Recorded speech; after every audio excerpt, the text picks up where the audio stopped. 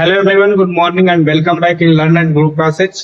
मित्रों, हम पढ़ रहे हैं द पार्ट ऑफ स्पीच में नाउन। नाउन में जो पढ़ रहे हैं केस और केस से रिलेटेड केस को से रिलेटेड एक्सरसाइज को भी हमने सॉल्व किया, जिसमें हमने 11, 12, 13, 14, 15 नंबर और 16 नंबर तक की एक्सरसाइज को सॉल्व कर लिया है। अब उस क्रम में आगे बढ़ते हैं तो आता है 16 नंबर की एक्सरसाइज। आइए देखते हैं 16 नंबर की एक्सरसाइज में क्या कह रहा है और हमें क्या करने हैं।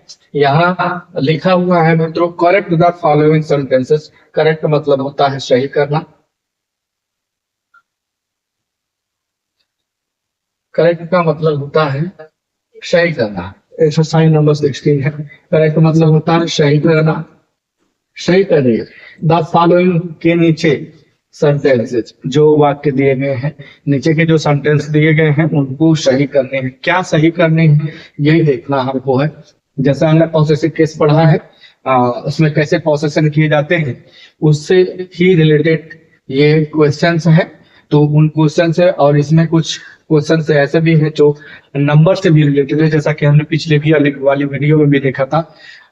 उसमें नंबर और केस से संबंधित जो है वो, उन सभी क्वेश्चन को हम यहाँ भी देखें। वहां भी देखा था हमने नंबर से रिलेटेड। अब यहाँ भी जो भी होंगे नंबर से या केस से रिलेटेड उन्हें हम देखते हैं।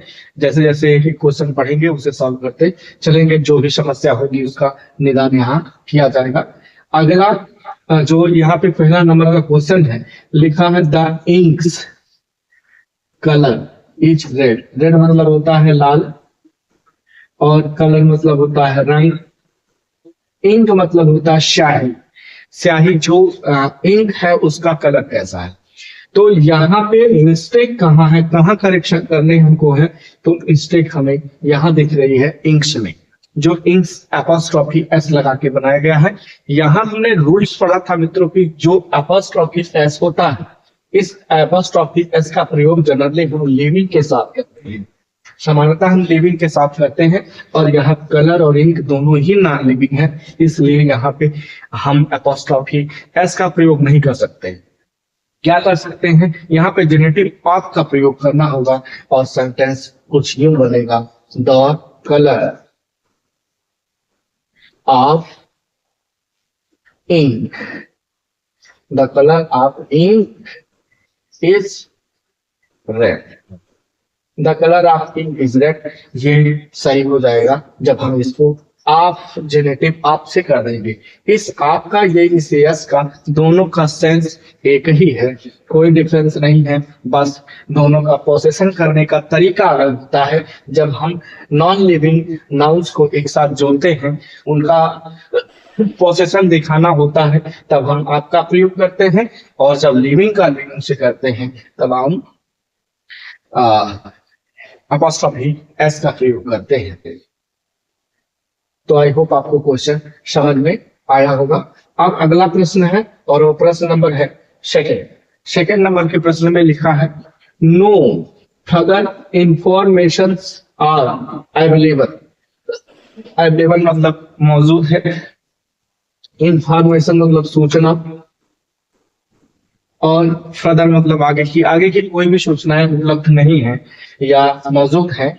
तो उसमें हमने नियम पढ़े थे कुछ मित्रों, जो होते कुछ नाउन ऐसे होते हैं जिनका हम प्लूरल नहीं बना सकते, या हम यूं कहें कि उनका प्लूरल नहीं होता है। उनका प्लूरल बनाने के लिए हम प्रयोग करते हैं piece. Piece, pieces of, piece या पीसेज ऑफ आइटम, या आइटम ऑफ, जैसे लोएफ या LOAVES, लोएफ्स ऑफ। इन शब्दों से इन शब्दों का यूज करके हम उन्हें काउंटेबल सेशन में चर्चा करते हुए हम उनका प्लूरल बनाते हैं। जैसे कितनी सूचना है, एक सूचना है। अब पीसेज आप सूचनाएं, बहुत सारी सूचनाएं हैं, इस तरह से करते हैं, लेकिन हम उनमें एस लगा करके उनका प्लूरल नहीं बना सकते, और यही मिस्टेक यहाँ पे है। हमें क्या करना होगा, यहाँ बनाना होगा हमको नो फर्दर इंफॉर्मेशन इंफॉर्मेशन रहेगा सिर्फ। अब जब इंफॉर्मेशन हो जाएगा तो ये जो आर है वो इज में बदल जाएगा और ये अवेलेबल, और ये क्वेश्चन सही हो जाएगा कि no further information is available, कोई भी आगे की सूचना उपलब्ध नहीं है। तो आई होप आपको क्वेश्चन समझ में आ गए होंगे। अब अगला प्रश्न है, वो प्रश्न नंबर है थर्ड नंबर पे प्रश्न में कह रहा है कि his wage is ₹400 a week.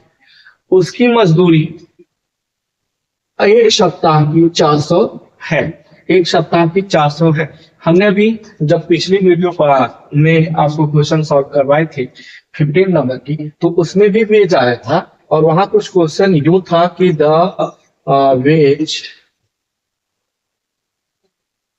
Ways of sin is death में भी एक कुछ था कि जो पाप का अंत होता है, पाप का अंत हुआ, कुछ उसका इस तरह का सेंस देता। तो यहाँ पे वेज का सेंस था इस वाले सेंटेंस में।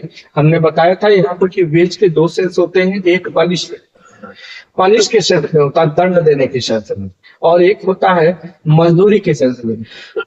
जब हम दंड देने के सेंस में इसका प्रयोग करते हैं तो ये सिंगुलर होता है। तब ये इसके साथ ये सिंगुलर, जब कर्ता सिंगुलर हो जाएगा तो क्रिया ऑटोमेटिक सिंगुलर हो जाती है। और जब मजदूरी होती है तो ये प्लूरल के सेंस में होती है। देखिए यही चीज यहाँ पे मिस्टेक है। द वेजेस और इज को हमें करना होगा are. The wages are 400 a week. उसकी मजदूरी एक सप्ताह की 400 रुपए है। तो आई होप आपको ये समझ में आया होगा। नेक्स्ट क्वेश्चन है और क्वेश्चन नंबर है वो 4 नंबर का। He gave us many good advices. तो हमने रूल्स पढ़े थे मित्रों की एडवाइस हुआ, इंफॉर्मेशन हुआ, एडवाइस, इंफॉर्मेशन, सीनरी।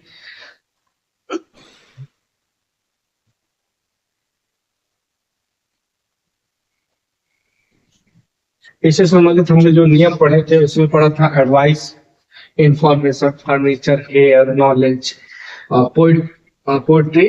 बहुत सारे वर्ड्स ऐसे हैं जिनके हमें क्या होते हैं कि प्लूरल वो प्रयोग नहीं करते हैं उनका। हम जैसे यहाँ पे फाइव समय नहीं प्रयोग करने थे, यहाँ पे यश करके मिस्टेक किया था, तो इनका प्लूरल नहीं होता। और इन्हें जब हमें प्लूरल बनाना होता है या सिंगुलर बनाना होता है, जो भी करना हो, तो अभी जैसे मैंने बताया था कि पीस का प्रयोग करते हैं या फिर पीसेस ऑफ या लोएफ या लोए ऑफ आइटेम या आइटम ऑफ, इन शब्दों का प्रयोग करके हम इनको सिंगुलर या प्लूरल बनाते हैं, या हम इन्हें यूं कहें, हम इन्हें काउंटेबल सेंस में तब्दील करते हैं। और यही भी मिस्टेक ये है कि he gave us many good advices नहीं होगा। मैं लिख के बता देता हूं आपको कि कुछ यूं होगा ये।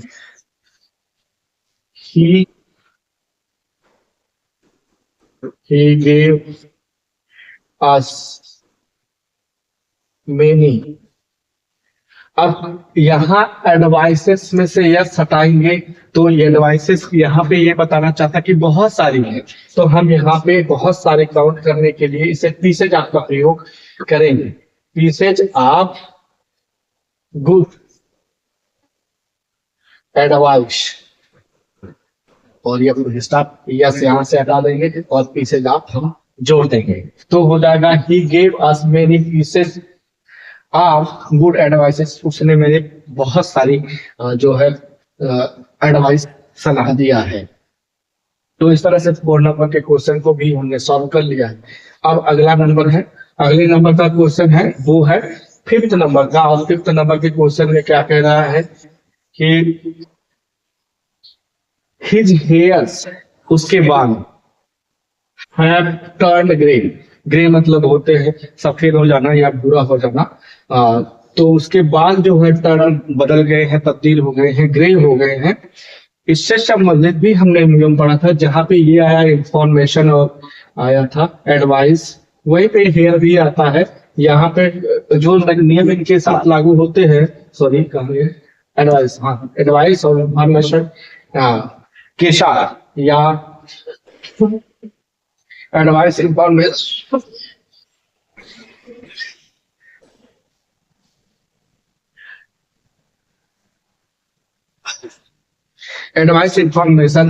एडवाइस हुआ, इंफॉर्मेशन हुआ, नॉलेज हुआ, हेयर हुआ, लगेज हुआ, इनके साथ इनका प्लूरल नहीं बनता है, अर्थात इनके साथ यस का प्रयोग नहीं किया जाता है। तो यहाँ पे हम यस का प्रयोग नहीं करेंगे और ये सेंटेंस होगा कि हिज हेयर। जब ये हेयर हो जाएगा तो हैव इसमें बदल जाएगा हैज में।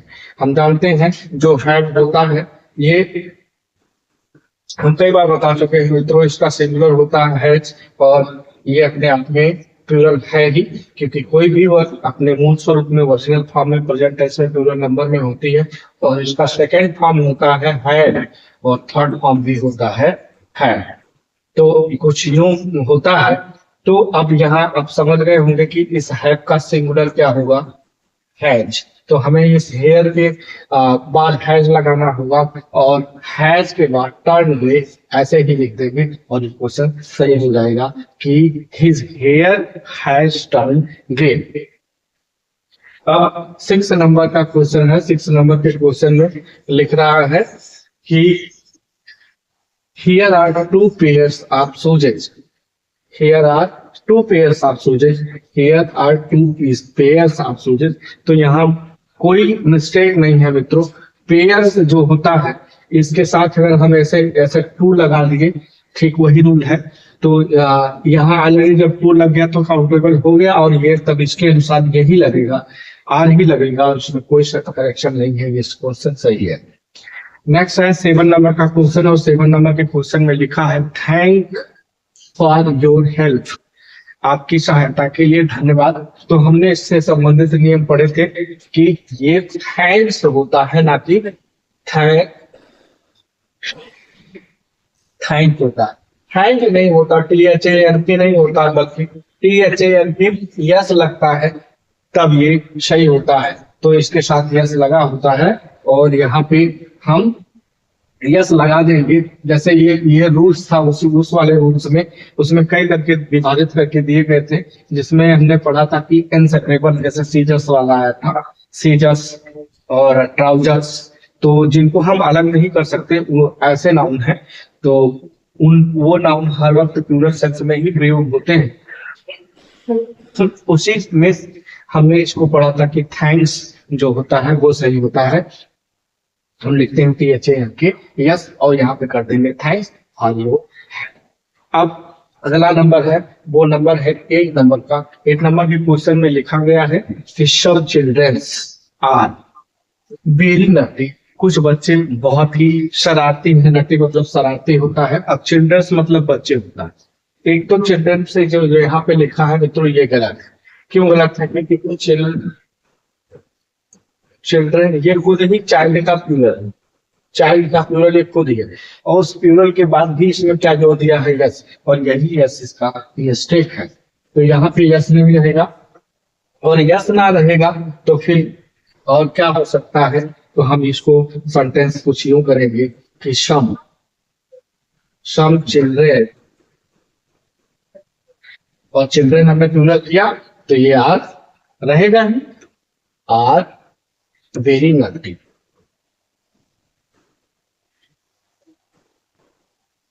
और एक क्वेश्चन सही हो गया। सब चिल्ड्रन यहां से सिर्फ यस हटा देंगे थे, आर वेरी नटी। तो आई होप आपको क्वेश्चन समझ में आया होगा। अब अगला है, वो है 9 नंबर का क्वेश्चन है। 9 नंबर के क्वेश्चन में कह रहा है कि this is a girls school. तो यहाँ पे हमने देखिए, यहाँ लगा तो है लिविंग के ही साथ लगा हुआ है, बट मिस्टेक कुछ हुई है। तो वो क्या मिस्टेक है, हम यहाँ देखते हैं। यहाँ लिखेंगे this is a girls school. ये हो जाएगा, क्योंकि हमें गर्ल्स बहुत सारी लड़कियों की बात कर रहा है, तो बहुत सारी लड़कियों का जब हम उसको प्लूरल करेंगे तो हमने नियम पढ़ा था कि आपको पोसेशन जो शो करना होता है लिविंग के साथ करते हैं, लेकिन कुछ प्लूरल नाउन के साथ भी होता है।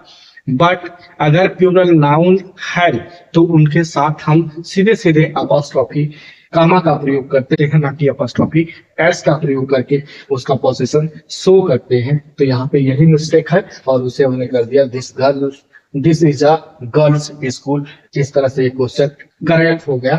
आई होप आपको समझ में भी आ गया होगा।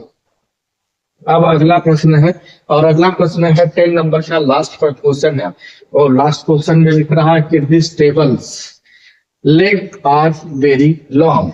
This table's leg are very long, तो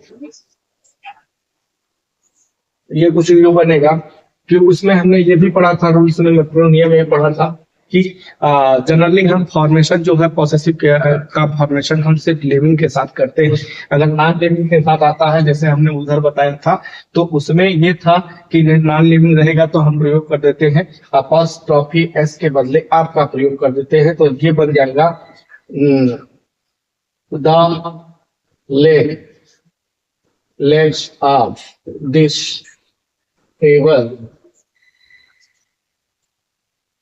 टेबल आर वेरी लॉन्ग। और ये सही होगा क्योंकि यहाँ आर भी होगा, यहाँ पे कोई संशोधन नहीं होगा। इसलिए नहीं होगा मित्रों, जो नियम होता है कि आपके बाद जो प्रीपोजिशन के बाद आने वाला नाउन कभी भी किसी भी वर्ब का सब्जेक्ट नहीं बनता है, और इस क्रिया का सब्जेक्ट होगा लेग्स, और लेग्स प्लूरल में है, इसलिए यहाँ पे आर होगा। तो इस तरह से आपको आई होप आपको समझ में आया होगा। जो 16 नंबर के एक्सरसाइज रही है 1 से लेकर के 10 नंबर के, तो उसमें जो प्रश्न थे मैंने एक एक करके आपको समझाने का प्रयास किया। आई होप आपको क्वेश्चन समझ में आए होंगे। अगर आपको समझ में आए तो प्लीज इसको लाइक शेयर और सब्सक्राइब करें। नहीं समझ में आए तो कमेंट बॉक्स में जाइए, टाइप करने से पहले आप एक बार रूल्स को पढ़िए। रूल्स नहीं समझ में आते हैं कि भी क्वेश्चन, तब आप क्वेश्चन को कमेंट बॉक्स में टाइप करिए, मैं आपको समझाने का प्रयास करूंगा। अब इसके बाद अगली वीडियो में मिलते हैं, तब तक के लिए good bye and thanks for watching video. Have a nice day.